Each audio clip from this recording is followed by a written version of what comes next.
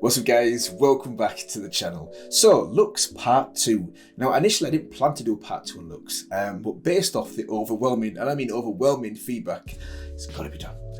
Basically people are saying that I need to watch and review the Special Interactions, the Dark Cosmic Interactions, and also the Elementalist Interactions. So, you request, I do. So this is what I'm going to be doing today. I am also going to be adding in her second and third story. So the plan is, this is the plan, it's going to be interaction, then story, interaction, then story. I'll timestamp the whole thing as I always do. And one of a very quick thing before I move on to the first special interactions is I've also decided to do a gameplay on her as well. So my plan going forward is I do the champion review and then I do the day after a gameplay video of the first time me playing this character.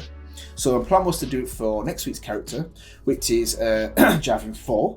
That wasn't even subtle. That wasn't even subtle. So next week's character, I plan to do it for Javin 4, which I've already done. But I thought I've got a little bit of spare time, I might as well do one on Lux. So if you're watching this video, keep your eyes peeled for that video as well, which will probably come out the day after. So, with that out of the way, let's go. My heart remains true, Queen Ash, loyal and shining for you. Okay. Bow, false queen, before true eminence. I like the contrast between the two. Yeah. Drape the fabric of space-time across your shoulders, friend. It is good to see you again. Still mired in the hypocrisy of the court, Celestial. Okay. You have ended galaxies, Corruptant. I will end you. Wait. Bend to my will, Corruptant. When the Dark Star speaks to you, Jin, is it in your own voice? Yes. Do you hear it as well, Jin? The clarion call of the Dark Star. So what I like already is it has the contrast between the cosmic and dark cosmic in terms of their interactions. It doesn't do half of one and half of the other. It goes back and forth, so you get a nice contrast between the two. I've also noticed the voices are different as well, aren't they? So not just what they're saying, one of them is about creation, one of them is about destruction, but also how the sound is different as well, which is good. I could not stop your genesis, Malphite, but I will return you to rubble and dust. And then I gave you form, Malphite, to obliterate all in our path. Yeah. Obey or perish. Yeah. Mordekaiser, have you forgotten all you created as one of the Celestial Court? The Cosmic Court left you for dead, Mordekaiser. Return, and remind them why they fear. Yeah, so this is the thing as well. Mordekaiser, I think I've done a part 1 on Mordekaiser. Really interesting character. I plan to go back when I go back through is it Shadow Isles? He's on the Shadow Isles, isn't he? Yeah. I'll definitely be doing a part 2 and covering up what I missed out on the first time. Because yeah, I like the character, I like his look, and once again, the Dark Star looks epic, doesn't it? So yeah. Thresh, you're nothing more than a slave to the Dark Star. This skin is just, it looks epic, doesn't it? You may be the Harbinger, Thresh, but I am the darkness you herald.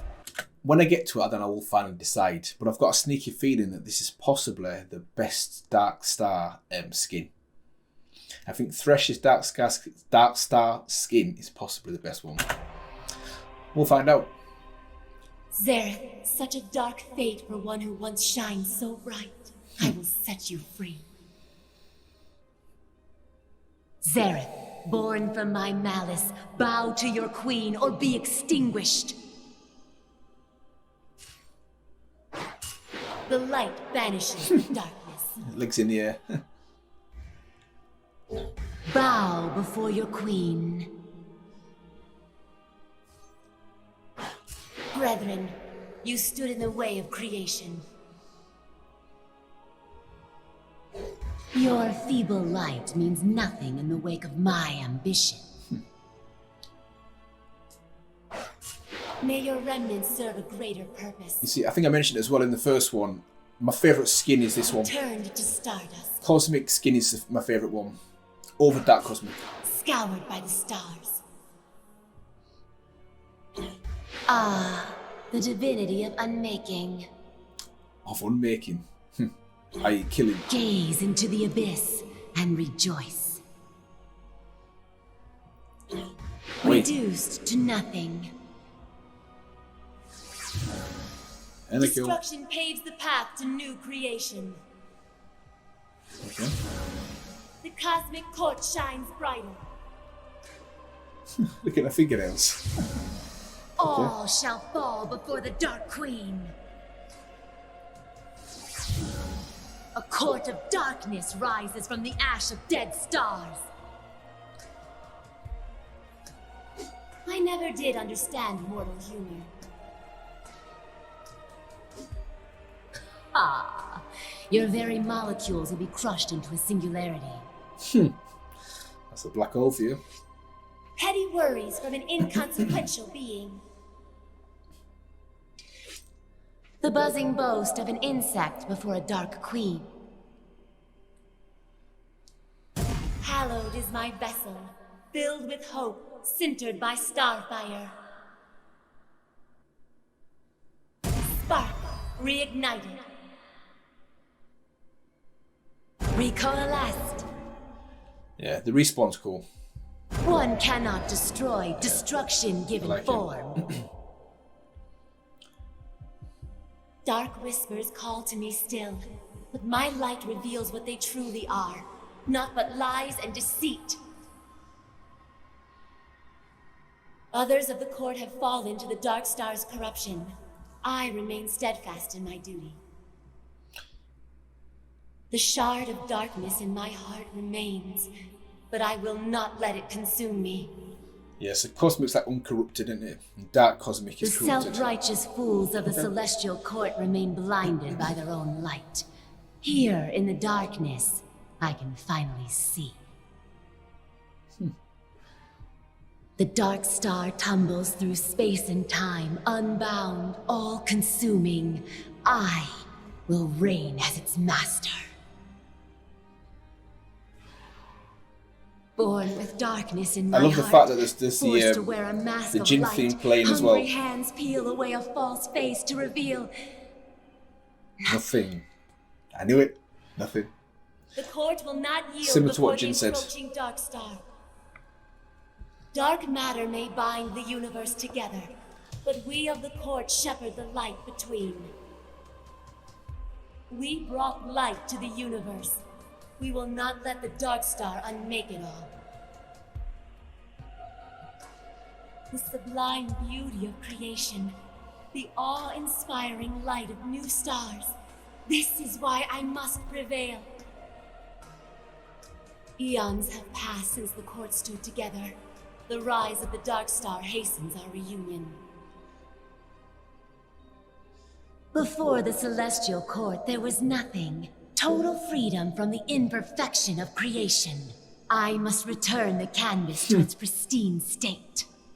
Sounds a The little bit like Celestial Jin. Court, mewling deities swaddled in the tattered fabric of space-time, cowering from annihilation's embrace. Wait. The time of creation has waned. Through destruction, I will truly shape the universe. In the darkness, away from the false glamour of light, the truth stands unmasked and free. Do you know what? I'd like an interaction. I had always feared Between the both whispers of Lux's darkness, Cosmic but and now Dark I can Cosmic. hear it clearly, and it heralds my name. Okay. That was a nice ending.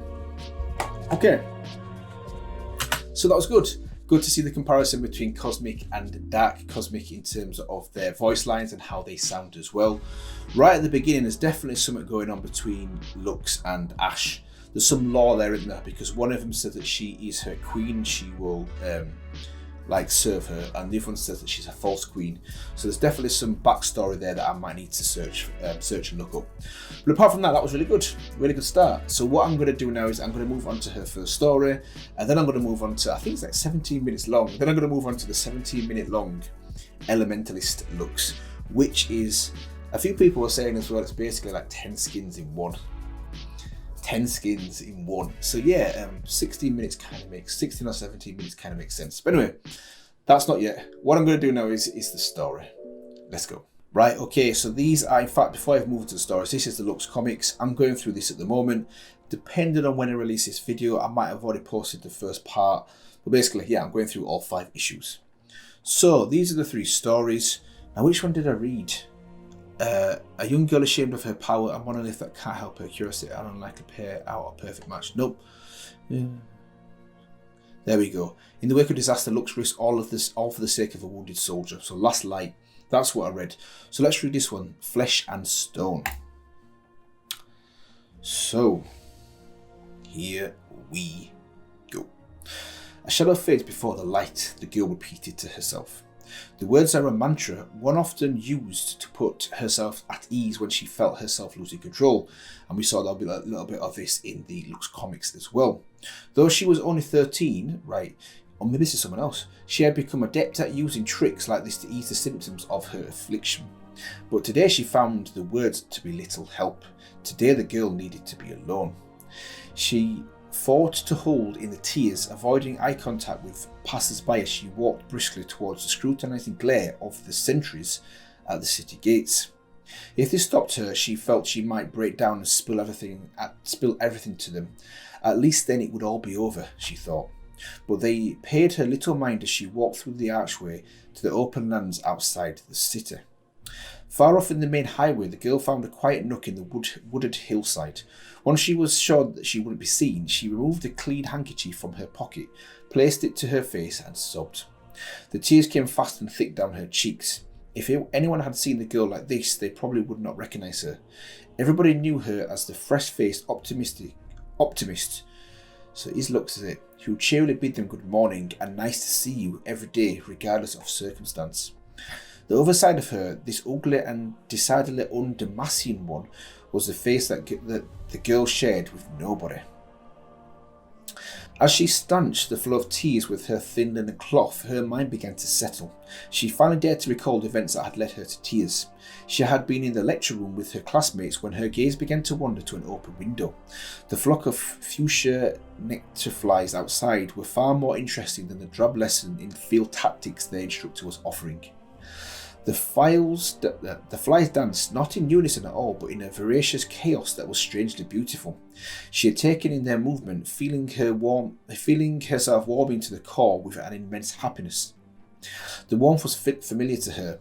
Most of the time it could be tamed, stuffed back inside her like feathers that had leaped from a mattress. Interesting analogy. But today the warmth was hot, with a life of its own. She felt it burning in her teeth, threatening to explode into the world with a fan of iridescent hues, as it had only done in privacy before. So I'm guessing this is Luxana. I'm guessing. For a brief moment, a thick trickle of white light leaked from her fingertips. No, this is not for anyone else to see, she thought, hoping to suppress the glow. For the first time in her life, it felt too big. The girl had only one chance to save herself. She needed to leave. She stood and gathered her belongings. There we go. Luxana, her instructor said to her, "Are you?" A shadow fades before the light, she had murmured, and she ran from the room without explanation. A shadow fades before the light. A shadow fades before the light. As she finished drying her eyes in the calm of the woods, she met kindred. No.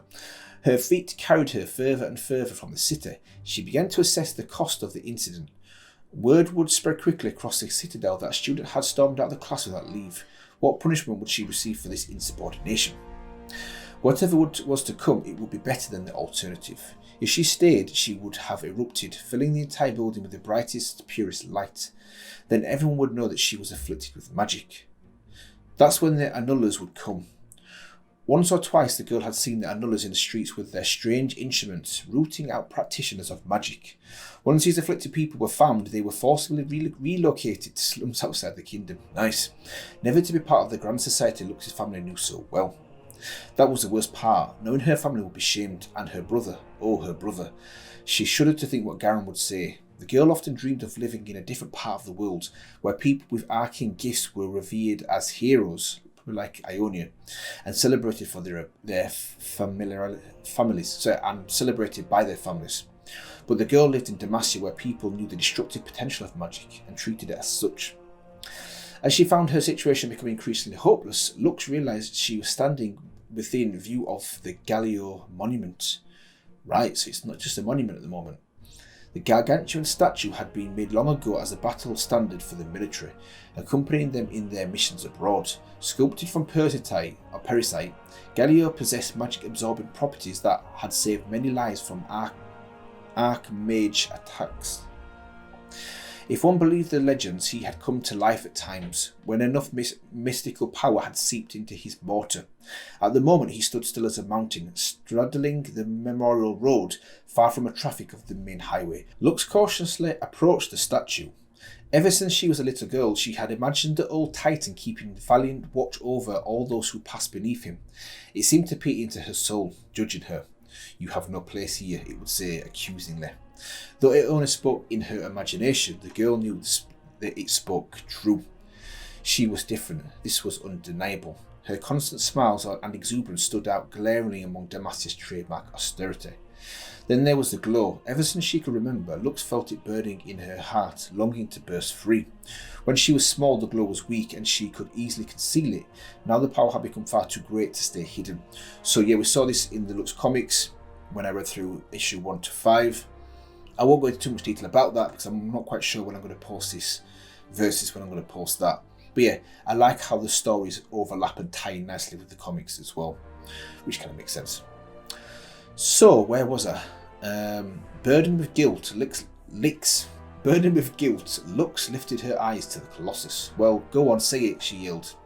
It was uncharacteristic of Lux, but the day had not been so kind, and it soothed her soul to vent. She expelled sharp breaths of air in relief, then immediately felt embarrassment at the outburst. "Did I really just yell at a statue?" she marvelled, and looked around to make sure nobody had seen it. Yeah, I think it would as well. At certain times of the year, this road was flooded with travellers making their pilgrimages to the Colossus, paying tribute to the symbol of Damascene resolve, but presently the Memorial Road was empty. As Lux was searching for bystanders, she heard a gravelly racket in the air above her. She whipped her head up. It had come from the top of the Colossus. It was common for birds to take flight from their nest in the statue's crown, but this was no bird. It sounded like a heavy clay pot being dragged across the cobblestones. I wonder if it's Galileo himself. Lux stared for a while, but nothing stirred about the statue. Perhaps this was her mind again, working through the trauma of the day's events.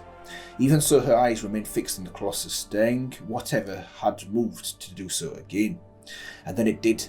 The eyes of the statue actually shifted. The large stone orbs physically swiveled in their sockets to find Lux in the grass below. The girl's face blanched for a moment. Yeah, she could feel the enormous stone figure studying her. This time, it was definitely not in her imagination. Lux found her legs and ran away from the statue as fast and as far as she could. Right, okay. So clearly the fact that she has this magical ability, that's what's powering Galileo. So, later that night, Lux entered the alabaster arch of her family's city manor. She had walked many miles all day long, all over the city in the hope her parents would be asleep when she returned home, but one person was not, probably Garen. This is a weighty, this is a story. This is the big story. But let's carry on.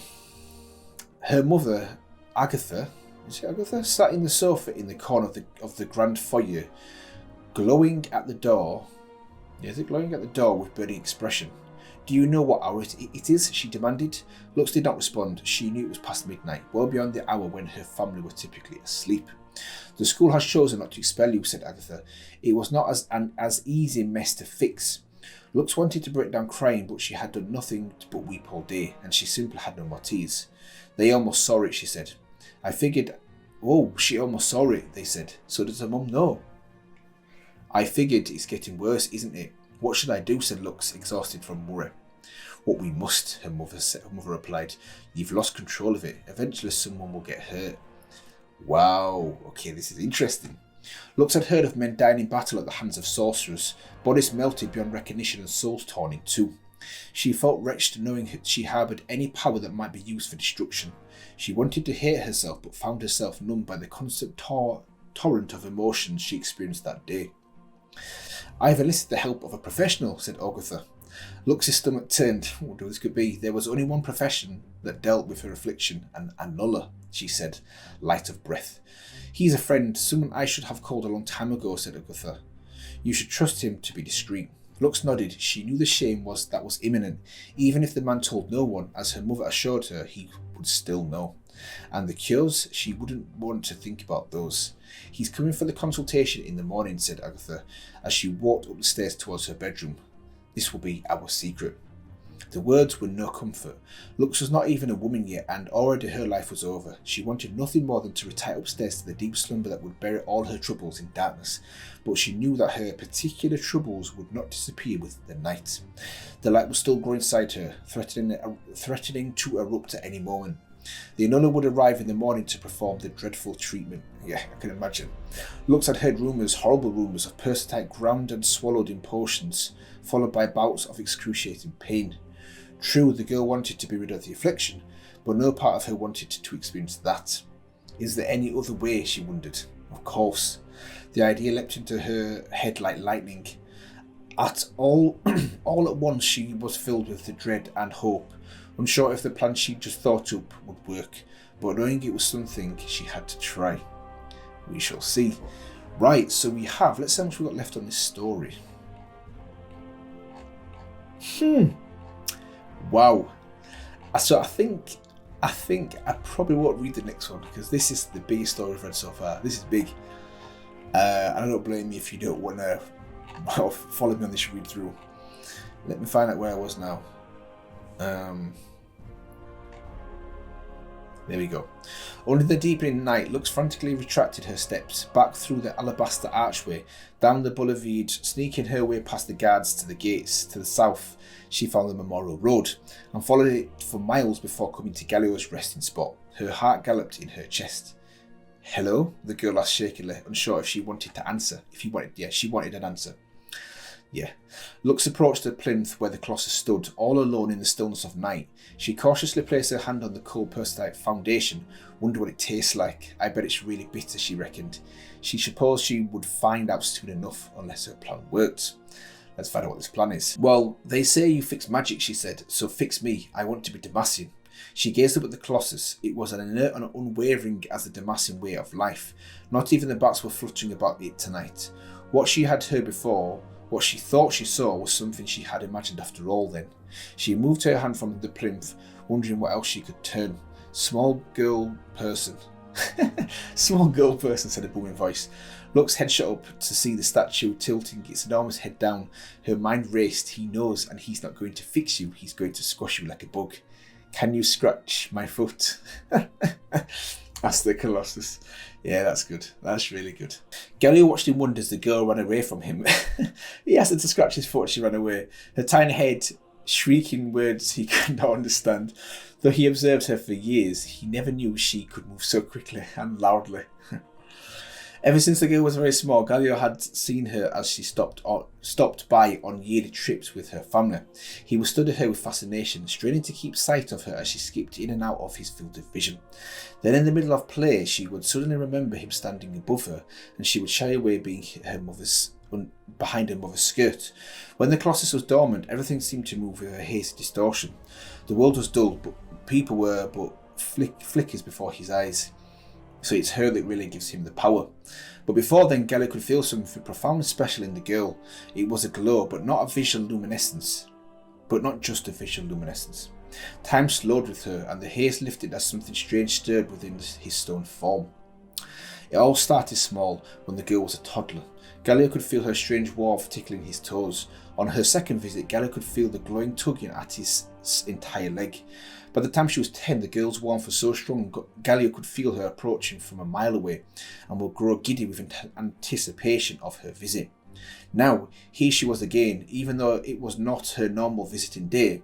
Her power burned so intensely it had spread like wildfire across his cold innards. She had brought him to life. Now that Galio was awake, he saw her brilliance with stunning clarity. She shone like all the stars in the heavens, and she was leaving again.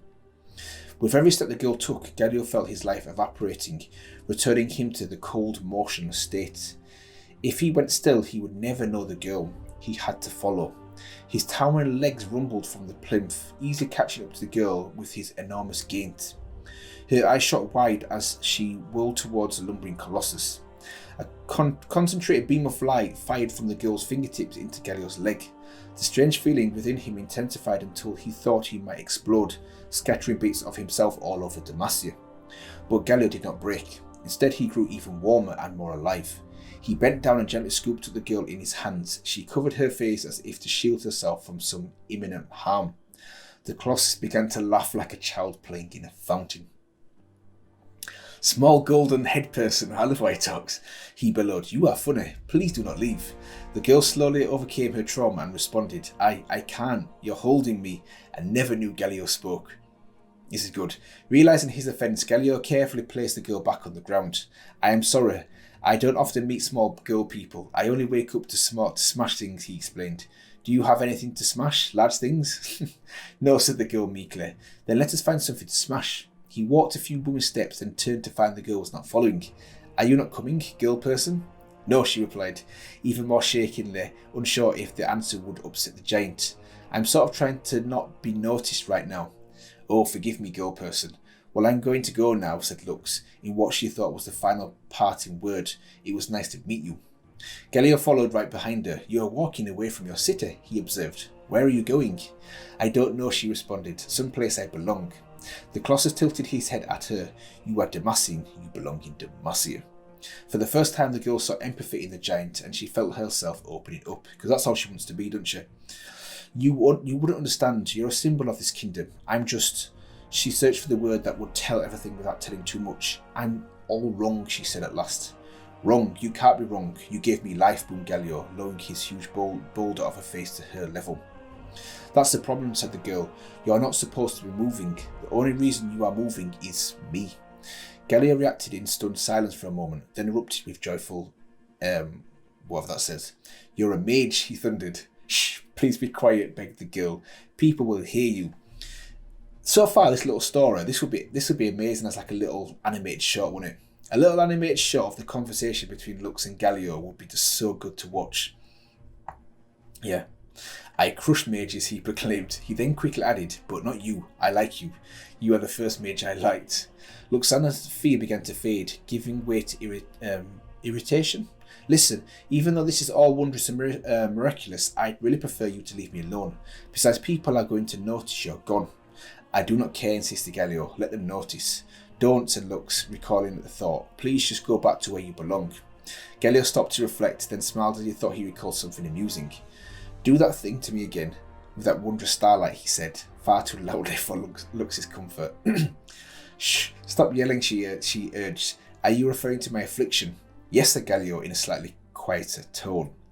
"I'm sorry, I can't always do it, and I shouldn't do it. You have to go," she insisted. "I can't go. If I leave you, I will sleep, and when I wake, you'll be God's small girl thing."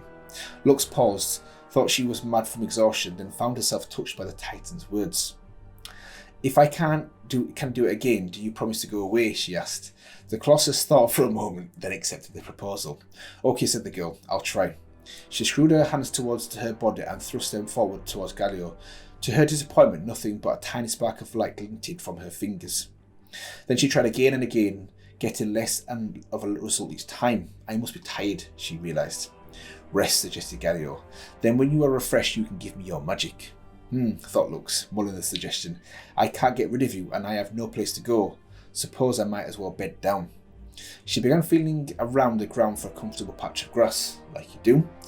Once she'd found a suitable place, she lay down and wrapped her cloak snugly round herself. "Well, I'm going to sleep now," she said with a yawn. "You should too." "No, I sleep too much," said Galio. "Can you just, I don't know, freeze yourself for a while then?" "I don't know. I do not work that way," said the colossus. "Then be still and pretend you're not alive. Yes, I will just stand here and watch you rest, girl person," said Galio. "Please don't," insisted Lux. "I can't sleep with you staring at me. Can you turn around?" Galio honoured the girl's wish, turning himself away from her towards the distant lands of Demacian capital. He was not as interesting as the girl, but it would suffice. Making down for the, modicum of privacy, Lux closed her eyes and drifted to sleep. Once she was certain Galio would not turn around, she quietly got up and crept away into the night. Oh, poor Galio. So, we have quite a bit left. Wow. This is a story on its own. This should be a video on its own. But anyway, let's carry on. Luxana walked quickly, knowing her first order of business was getting as far away as possible from the Colossus. If she didn't, her magic would still empower him and he would surely come looking for her. By morning, every patrol in the kingdom would be searching for the missing Crown Guard girl who had vanished in the night. They'd surely noticed the walking national monument following her, and they'd know the girl must be the magic source that had awakened it. Lux's aching legs quickened to a sprint. She had only a vague idea of her surroundings. It was difficult to find any landmark at the black hour of night. All she knew that she was in the cloud woods. So all she was sure was that the cloud woods were nearby, their thick, towering red barks forming the skyline to the south. It would be an ideal place for her to hide for any search parties, and a good foraging ground for breakfast. She would cross the forest in 2 days' time and find shelter in one of the Viscayan timber villages, where people were unlikely to recognise her. It was not a brilliant plan by any stretch, but it was the best she had. Lux could see the beginnings of the forest coming into view, its trees progressing in height like a pyramid, with the largest in the centre. As she crossed the threshold of the woods, she paused a moment to grieve what she was abandoning. She would miss her brother Garen and her beloved steed Starfire, what a name, and even her mother, but this was the way it had to be. A shadow fades before the light, she reassured herself, and then stepped into the blackness of the dense evergreen woods. Right, okay, so after an hour ploughing her way through the barbed branches of the forest, Lux already found herself doubting her plan. Her stomach was growling, and any confidence she had in finding a clear path through the trees had vanished with the brightest moon behind the clouds. Let's find out what happens here. All around her she could hear the snorts and rustles of nocturnal animals, and they made her nervous. Just a little light, she thought. Surely just a little were her way out here. She began to conjure a luminescent orb between her hands. For a brief moment, a flicker of light danced on her fingertips, causing an audible ruckus in the creatures around her, but the light snuffed out as quickly as it came, returning all to blackness. Lux looked at the outlines of her hands, inspecting them for flaws. She wondered what could have hampered her from doing what had previously come so easily and unbidden. Probably because she's around Galio, who absorbs magic. There we go. It's the Colossus, she realised. It must be. She suddenly became aware of the voices in the woodland murmur, slow, purposeful footsteps and whispers. They were. An arm shot around Lux's throat and restrained her. She could sense the presence of at least 2 of the men to her sides. "Where are you headed tonight, miss?" asked one of the men. Lux stammered, not quite formulating a response. The man restrained her, tightening his grip. "You're supposed to be the amulet slums, yeah?" he said. "No," Lux gasped. The man's arm wedged firmly under her chin. "I'm not." "We aren't fools, miss," said the third man. "Come on, let's take you back." Lux struggled to free her arms as the men tried to bind them with coarse rope. Okay. She concentrated, but still could not summon the magic that had apparently once been hers. She freed one hand, struck one of the men squarely in the jaw, and heard the twigs of the ground crunch as he fell. The other 2 men angrily descended on her. "You shouldn't have done that," said one of them with a scowl. "You really shouldn't have done that." The men began to tighten her bindings. They were making a point to pull the knots as tightly and painfully as possible. When the ground began to vibrate with dull, thunderous beats, the men paused in dread, searching for the source of the noise, as it slowly increased its frequency and volume. It rumbled like an earthquake, only broken up by the steady rhythmic booms, like gigantic footsteps, and they were getting nearer. "What is it?" asked one man, too frightened to move. The ground shook more, and its quaking was joined by the crackling of great trees being broken apart. Whatever it was now in the forest and almost upon them. It's. All looked up to see the monstrous Galio striding towards them, a path of felled red barks in his wake. The men ran, getting only a few steps through the trees before a giant person-type hand snatched them up in the air. Galio glared with one enormous eye at the trembling wads of flesh held tight in his grip. It is time for fighting," said the Colossus with a grin. "I will engage you." He opened his clenched fist and raised the other hand as if to smash the men between his palms. "No," said a tiny voice. "Please stop." The Colossus found Lux on the ground below, beating on his ankles with her bound arms. "It isn't right," she shouted. Confused, Galio lowered the men to the ground and released them. Lux heard the quick patter of the men's feet sprinting away as you would do from her with the urgency of hunted elk. As she wriggled out of her bindings, she gazed upon the Colossus. I turned around and you were gone, girl person, he said. Why are you in the trees? I don't know, Lux managed. This is good. Galio reclined on a hillside, gazing at the stars with a tiny yellow-haired girl he had befriended. Neither spoke save for the occasional sigh, not the stressful gasps that Lux had previously known. These were the sounds of two beings that had found utter contentment in each of his company. I do not usually awaken for this long, said the Colossus. Me neither, said the girl with an enormous yawn. How do people spend their time without battle? Should we have a conversation? No, this is nice, said the girl. I feel calm. A frown crossed Galio's face. There was something different about the girl, something missing. She no longer shone like the stars. Why are you sad? You cured me, said the girl. As long as you're near me, I can return home and be normal. Galio did not brighten or look up. The girl continued her thought. I mean, maybe I can just come visit you every day to keep my affliction away. No, said the Titan, finally locking eyes with her. Why not, she asked. Young girl person, you are special. Since before you can remember, I have felt your gift. For so long I wanted it near me, but now I see I smash your gift. But it gives me new life. Galio pondered her words, but only for a moment. His mind was made up. Life to me is very valuable, he said, but your gift is everything. Wow, never lose it. He got to his feet and gingerly placed the girl on his shoulder. Together they began to trudge back towards the city to face what awaited. It's like a little A-team, isn't it? This is good. The sun was just beginning to peek over the horizon when Lux returned to her family manor. Outside the city walls, Galio was returning to stillness on his plinth beside the memorial road, leaving Lux to face her problems alone. A shadow fades before the light, she thought, and she opened the latch to her front door.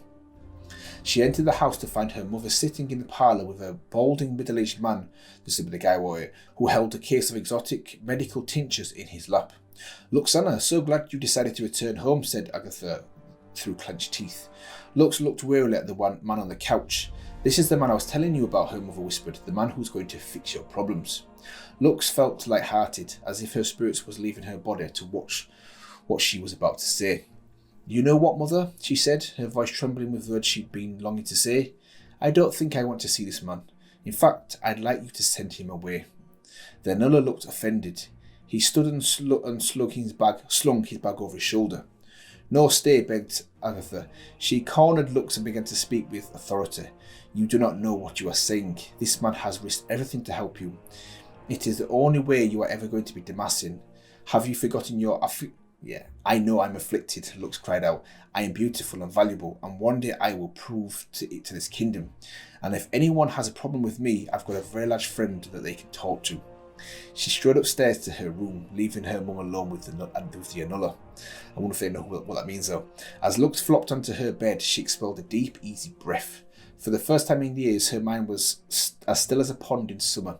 The light had once exploded from her unbidden was still there, but she could feel its beginning and its end, and knew that one day she could master it. As she drifted to sleep, she realised her mantra had always been wrong. No light could ever kill shadows. A shadow thrives beside the light, she thought. It had a nice ring to it. Right, so that was the longest story on any character I've read so far, but possibly the best one. And like I said about halfway through, the actual conversations and the events in this story between Lux and Galio would make it perfect. Like a 5-minute animated short, it would be perfect. Just the chemistry between the two. And Galio seems so funny as well. And I like how they both get something from each other. They're both happy in each other's company, and how Galio was able to show her how valuable she is.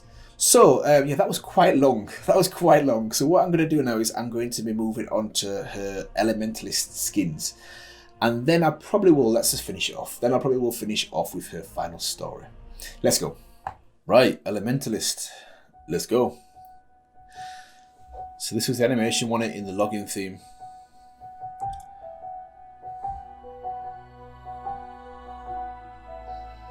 Yeah, it's good.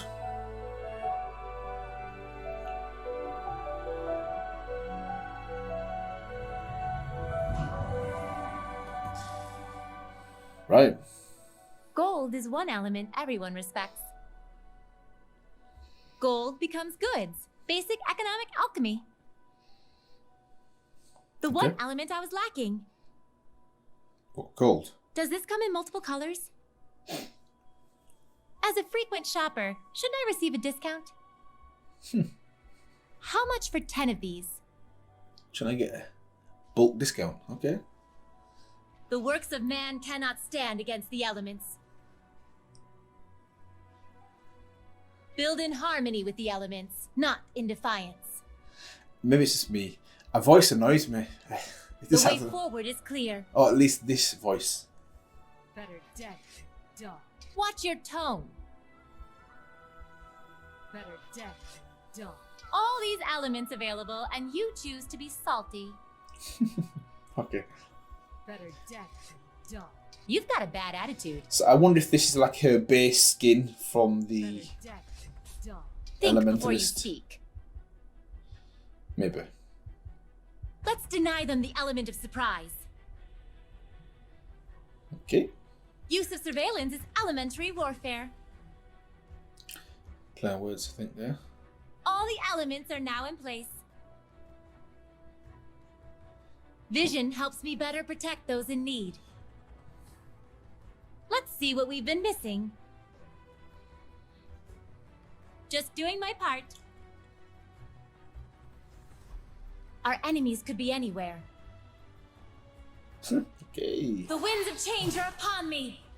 Right, so, okay, now we get into it. Evolve to air form. Winds, lift me to new heights. A tempest is born from the slightest whisper. So what does she need to do to change from that form to wind? Is there a particular move she has to do?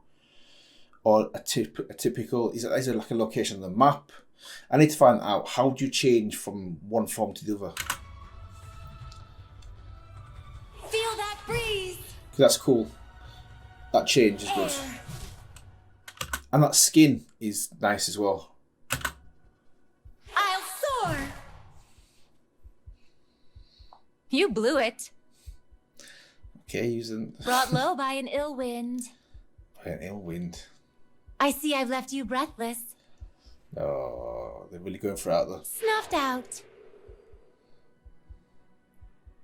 When the bow breaks, a champion will fall. You were a leaf on the wind. The object is to bend, not break. Like chaff before the wind. Like dust before the wind. Okay. More wind? They should have erred on the side of caution. Oh, no. The wind Oh, no. sweeps through everything. Nah, just stop with it now. Stop. Stop. Better keep a weather eye out. Watch the skies. Okay. Fire! Right. Fiery! Yeah, so I like how she changes. I'm going to call it her base form. As she changes into all the elements, it's a different, like, respawn. This is nice as well. Nice. Yeah, okay, different skin as well. Cool. I'm the new hotness. I like that. Is it hot in here, or is it just me? Like a phoenix from the ashes. You're toast. How was I to know flammable and inflammable meant the same thing? Ashes to ashes. You'll need more than aloe for that burn. If you can't stand the heat, stay out of the flame. Get us in the kitchen. I thought your melting point was higher. Honest. What did you think was going to happen? Looks like your resistance has evaporated.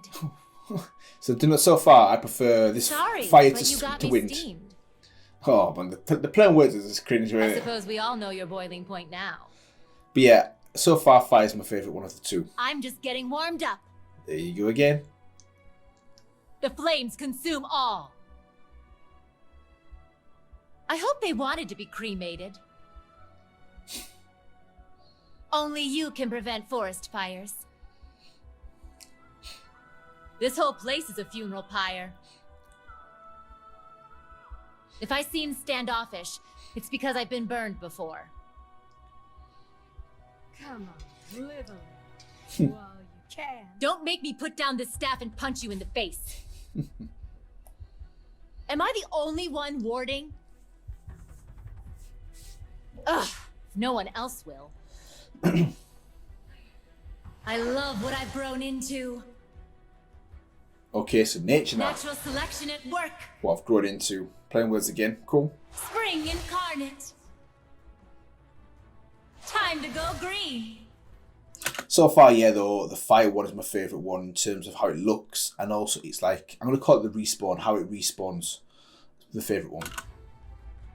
Nature. Just nature. The seeds of potential have blossomed. I feel my power blooming. So I wonder how many there are. This is the third one. The land reclaimed. Technically the fourth. Upon it. So I wonder how many there are. I'm sure someone said 10. There is a season. So we'll see. Enrich the earth. Life flourishes all around, and you insist on dying? What a sap. Oh, what is that? Ule. Thanks. Oh, no. I was feeling parched. You only fueled my growth. The circle of life. Look what you made me do. Kill you. Death is just another stage of life. Okay, true. Good place to plant a ward. I should probably keep an eye on these shrubs. So what have I had? What's A next? teardrop Ice, to a torrent. water.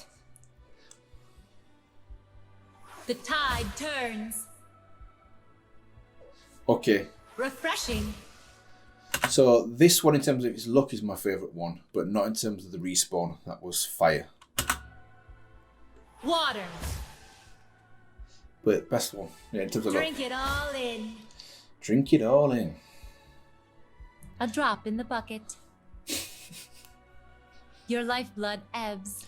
So I've had water, fire, wind, and Blue's a good earth. color on you. That's the 4 elements, isn't it?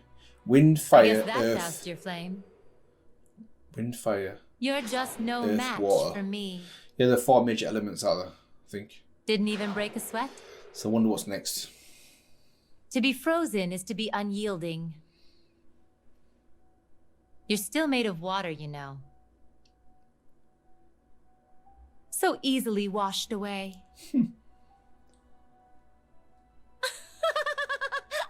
Yeah. Wipe out. Yeah. Crazy girl laugh. That is... Wash it all away. That's looks for you though, isn't it? Danger. No lifeguard on duty. Guess I'm the lifeguard. I must weather the storm. Storm, lightning. Okay. Can you feel it? A storm approaches. Ooh. Dark clouds on the horizon. It's close. The storm has been building within me. But no. No. Initially I could have said, yeah, that's the best one. But no, I still prefer Fire's intro and Water's look. My arc's complete. But it's cool though. There's a storm brewing. So that's number 5. By the time you hear it, it's too late. Oh, I like that one. Yeah, Extra crispy. I like that one. By the time you hear it, it's too late because lightning, yeah, you get the idea. Light travels faster than sound. So, yeah, by the time you hear it, you're already cooked. The same thing that happens to everything else. Sailor, take warning. Batten down the hatches. Yep. The thing about lightning is, it forks. Metal armor, weapons, skin. What did you expect? It's true, isn't it? So true. Lightning strikes. Better keep a weather eye out. Alright, what's next? Don't be shocked when I We had spot Storm. Let me have a guess. No, we had Storm. What else could there be? We had Fire. What else could you have? Elements. Mine's blank. When stone melts, I Magma. am born. Magma. Born of earth and flame. Okay. I can feel the power erupting. So that one for me is the best look, but the intro of Fire is still the best one in terms of its respawn. Does that make sense? Power seethes just beneath the surface. That's my favourite one. Magma. Magma. Buried in lava. Reduced to ash. Smells like barbecue. Clearly magma trumps ice. What's that? Did you really just try to attack lava with frozen water? Ain't gonna work, is it? Looks like your resistance has evaporated. Fizz. Sorry, but you got me steamed.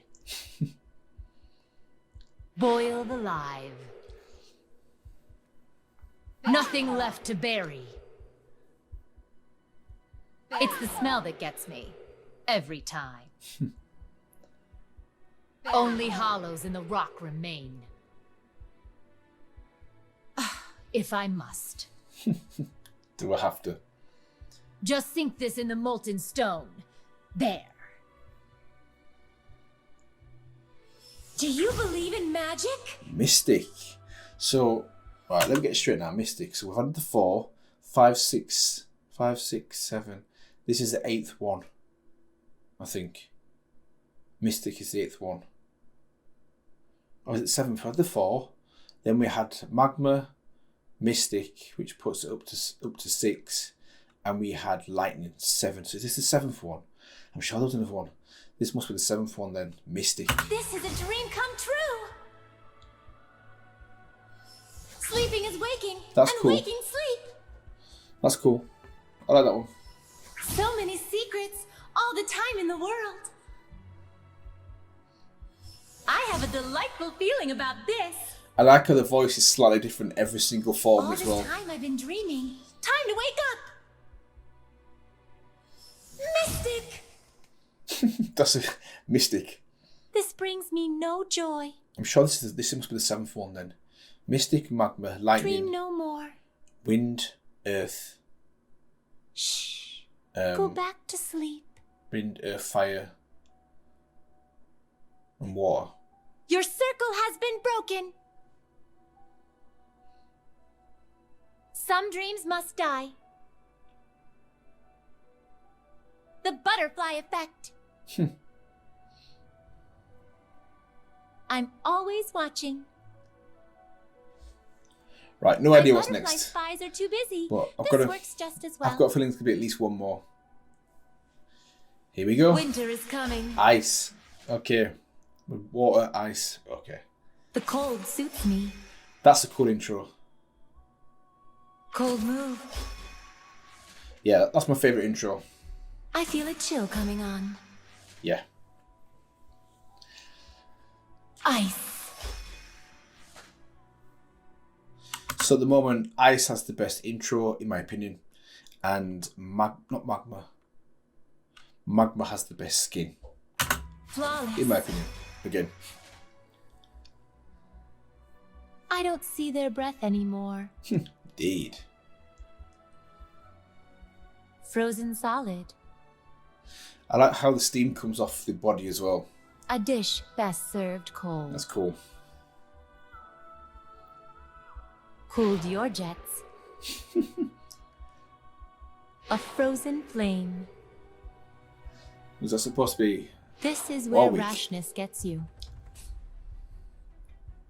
The dead of winter. Cold but necessary. Just like going to sleep.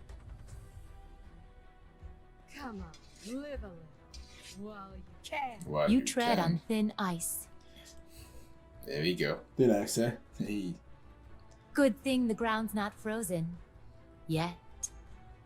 Easy to spot things against the white. Is there one more? No. Fade in the light. That wasn't very bright. Do Did someone mistake my sunny disposition for weakness? Dark can only exist in my absence. Inevitable, really. You really brought that on yourself. A prism has no problem splitting its focus. Okay. Light strikes everywhere at once. I can see where that might be disheartening. You should really lighten up. Hey, dum. Scurry back to the shadows. I'll drag you kicking and screaming into the light. Lighting the way. Banish the shadows. Dark! There we go. The absence of light. So is that number 10? So now we have dark. So yeah, okay, we've got 10. So 4 original elements. Then we had like 4 slightly different elements. And then we had the light and the dark, which makes 10. Yeah, I think it's 10. So Darkness, serve me. What have I done? So I like that respawn. That respawn's cool. The skin itself. The horror. The horror. Yeah, okay, it's cool. It's cool. It's cool. I am a reflection in the dark.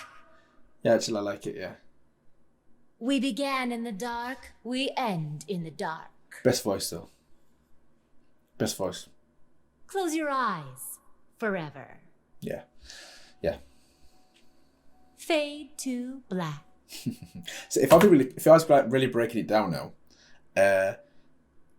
the dark form has the best voice, magma has the best skin, and the best respawn is ice, in my opinion.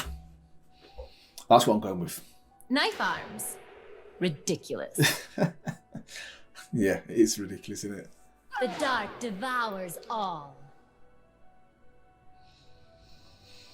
Into the abyss.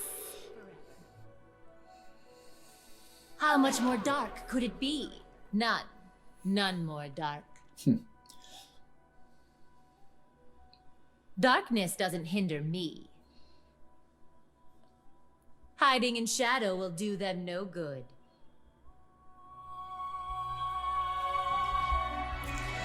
Right, okay, so I can kind of see why this is one of the most popular, if not probably the most popular skin on League of Legends.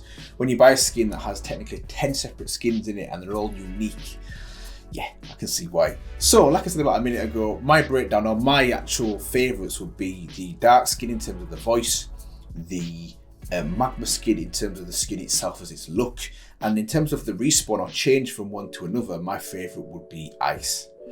So that would be mine. The only thing I'd say now is, I don't know how, I'll have to maybe watch some gameplay. I don't know how, once you've got the skin, how you change from one to another. Can you control it? If let's just say you're in magma and you want to go to ice, can you press some buttons and change that? Or is it a move you have to do? Or is it an area of the map you have to be in? Or is it random?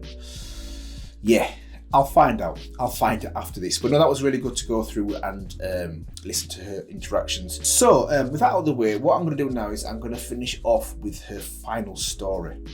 If you guys are still here, well done. Because that first story was like, probably the longest story I've done. When I look back at it, it's probably been about 35 minutes to read through that first story. So if you're still here and you're going to watch me read through the final story, achievement unlocked. Fair play to you. Let's go. Right, so here we are. Final story. A hero wakes. So, I'm sure, I've already checked this out, not sure. I've checked this one out. This one isn't as long as the last one. I've made sure. So, war was coming, and Galio could do nothing but watch as the Demacian soldiers prepared for it. He couldn't say how long it had been since he last tasted magic. He'd been carried from the plinth many times before, only to return without getting a chance at life. But even when his body was still, his mind was still stirring, and it longed to fight. Galio could just make out the bristling rows of northern barbarians in the distance. Even with his sense dulled in the dreamlike state, he could still tell the ranks were sloppy and undisciplined, pacing to and fro in eager anticipation of their Demacian foes. Galio had overheard talk of these wild men many times, given their recent conquest. The fearful people of the city whispered from the Fjordians left none alive, and mounted the heads of their foes on enormous tusks, tusks from strange beasts. But the barbarians were of no interest to the Colossus. His eyes found a bigger prize, a titanic shape, seeming almost as tall as the hills behind him. It moved ominously, heaving like the waves of a troubled sea, waiting to be unleashed. What is that? That's what I'm thinking, thought Galio. Hopefully I hope it fights. Beneath him, his Demacian comrades marched in precise synchronization, reciting a cadence, chanting away all thoughts but battle. To each other they sounded confident in their victory, but to Galio, who had heard the song so many times before, the rhythms were less certain, more hesitant. They are not excited to battle this great beast. I will do it for them. Galio was filled with the urge to scoop up every one of these men in his arms and tell them it would be fine, that he would spring forth and chase the entire invading army back to its borders. But he couldn't. His arms, legs and claws were as cold as the inner as the stone he was hewn from. He needed a catalyst, a powerful magical presence of some kind to awaken from his living dream. I hope there's a mage this time, he thought, gazing towards the horizon. Usually there isn't. I hate it when there isn't. His worry grew as he heard the snorts of exhaustion from the oxen pulling him. They numbered several dozen, and still had to be swapped out with fresh replacements every mile. Poor oxen. For a brief moment, Galio thought they might all collapse, leaving him in the outer Demacian brambles with the humans, while the humans had their fun. Then at last his cart came to a stop at the edge of the battlefield. He knew there would be no parley. That reminds me of Jack Sparrow in Pirates of the Caribbean. Parley. No chance that the savage enemy would surrender. Galio could hear the clatter of his tiny human comrades locking shields, forming a solid wall of steel. But he knew that whatever the barbarian's enormous beast was, it would surely cut right through the Demacian armaments. Two sides flew at one another, colliding in a flash of limbs and blades. Galio heard swords clashing and axes meeting shields. Men from both armies were falling to their deaths in the mud. Brave voices that Galio knew well cried like children for their mothers. The soft heart of the stone giant began to quiver, yet still he could not break his paralysis. There we go. Suddenly, a shock of blinding purple seared through the fray, causing scores of Demacians to drop to their knees. Galio felt it then, that familiar sensation in his fingertips, like the noon sun warming cool alabaster. He could almost wiggle them. The flash came again, snapping the life from more heroic Demacian soldiers. Galio's senses came to life with startling accuracy, revealing the conflict in gruesome detail. The bodies of men in broken armour were strewn about the field in grotesque contortions. Many barbarians lay slain in pools of their own blood. And in the distance behind their lines, the cowardly sorcerer was summoning a crackling orb between his hands, readying his next attack. No doubt this is going to be a champion. There he is. He is the reason I wake, Galio realised, first in gratitude, then in rage. I will squash him first. But his attention was once again drawn to the monstrous shape in the furthest reaches of the battlefield. Finally it was coming into focus, a towering behemoth of a creature covered in thick matted fur. It struggled against the steel chains that restrained it, its head thrashed about viciously in an attempt to free itself from the giant binding cowl that covered its eyes. Galio smiled. Now this is a foe worthy of my fists. The barbarians pulled off the behemoth's covering, revealing a snarling mangled snout beneath a beady pair of jet black eyes. From its blinders, the creature erupted in a fearsome roar, as if declaring itself ready to ravage anything in sight. The monster's handlers released a mechanism that let loose the chains, and the behemoth threw itself into the opposing infantry, instantly slaying a dozen Demacians with just one swipe of its saber-like claw. So we've got a mage and this beast as well. Galio was horrified. These were men that had guarded he had guarded since they were children. He wanted to weep for them as he had seen humans do in mourning, but he was not built for that. He focused on his purpose and the thrill of the fight that awaited. This was a huge, terrible beast, and he couldn't wait to put his hands on it. He could feel the vitality of life returning to him. Yes, at last. The sensation shot through his arms, his head, and all the way down to his legs. For the first time in the century, he could move. Wow, century. Across the valley, a sound echoed something not heard in living memory. It was the sound of a stone giant's laughter. Galio leapt into the fray, knocking aside the barbarians' crudely built siege engines. Friend and foe alike stopped to gape at the stone titan who was now smashing his way through the front lines. Like a living monument, he burst from the press of soldiers and threw himself into the path of the rampaging behemoth. "Hello, great beast," he rumbled. With a question mark. "Shall I smash you?" The creature threw its mighty head back and howled, as if it acknowledgement of the challenge. Both titans ran towards one another with an earth-shattering force. The behemoth slammed into Galio's midsection with its shoulder and let out a groan of immense pain as it crumpled to the ground, clutching its collarbone. Galio stood above it, reluctant to smash a prostrate opponent. "Come now, no need to feel bad," said Galio, eagerly motioning with his hand. "This was a good try. Now hit me again." The monster slowly pulled itself to its feet and regained the angry glint in its eye. It struck Galio with all its might, its claws raking away a piece of his head. "You broke my crown," said the Colossus, pleasantly surprised, encouraged by the hope of a competitive fight. He struck at the beast with the bottom of his hand, swinging it down like a club with every ounce of his stone frame. The Persian-type fist coiled with the behemoth's flesh, and the surrounding field rang out with cracking of gigantic bones. The monster staggered, screamed, and swinged blindly, but connected with nothing. Galio grabbed the giant beast around the waist of its monolithic arms and wrenched its torso, trying to break its spine. But the behemoth twisted out of his grip and began to circle him wearily before backing away. "Wait, our battle must be resolved," bellowed the Colossus. He started to lumber again after the beast, hoping it would reconsider its decision to flee. But the faint cries of his Damassian brethren carried to him on the wind.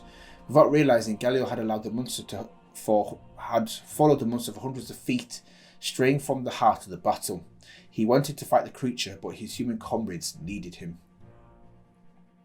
As the abomination limped away into the distance, Galio gave it one last wishful gaze. "Farewell, great beast."